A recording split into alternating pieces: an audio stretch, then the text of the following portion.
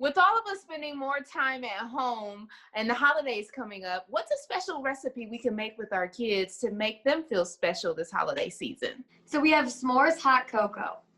It's like basically a play off of hot cocoa and s'mores.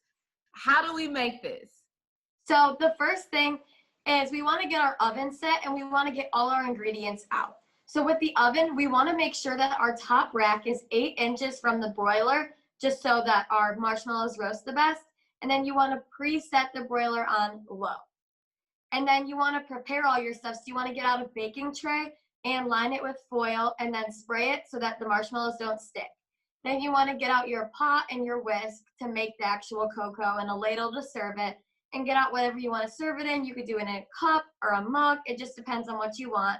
The next step is you want to get out all your ingredients. So your chocolate syrup, your marshmallows, your graham crackers, your pudding mix, and all of your measuring ingredients, like all your measuring tools.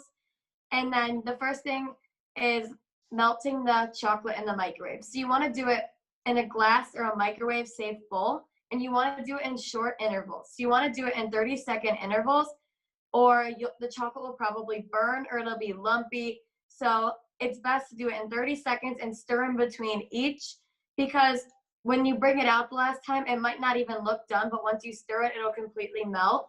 So it's really important that you stir it and check it in between each step.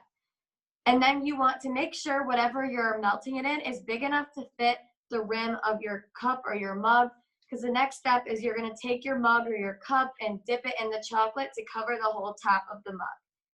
And then you're going to get your graham crackers in a baggie, and you're going to take a rolling pin and crush your graham crackers. And then you can sprinkle them on top or dip them in.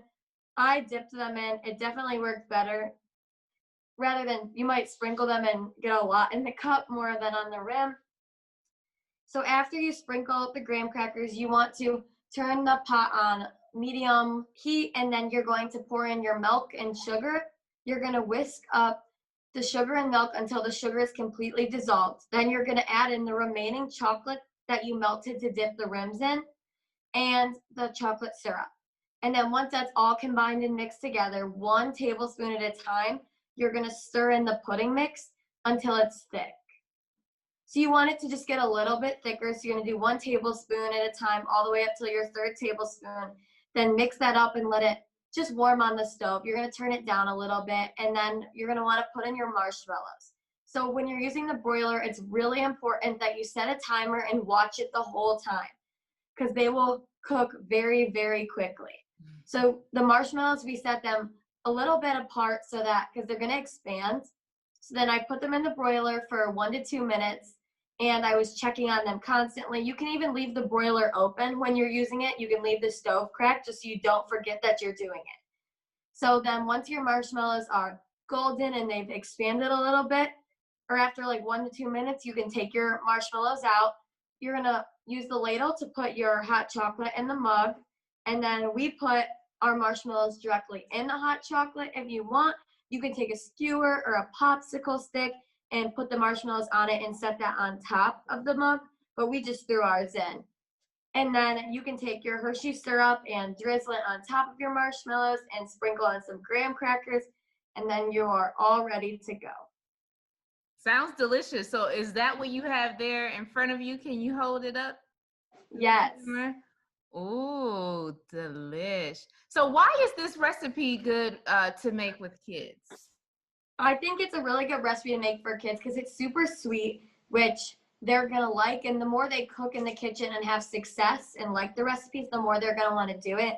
It's a really basic recipe to start with, and it's easy to do with little kids. And for the parents, it's easy because they don't need it to be perfect. It's not like they're making a whole dinner right away where they have to eat it and it has to be doable. This is just something easy and fun they can do before a movie, they can do before dinner or after dinner for a snack. It's just something really easy. It's quick. It's not very messy. It's an easy cleanup. And then it's going to be sweet. They're going to enjoy it. It's mixing hot cocoa, which most kids love, and s'mores, mixing them together to make something that the kids are really going to enjoy.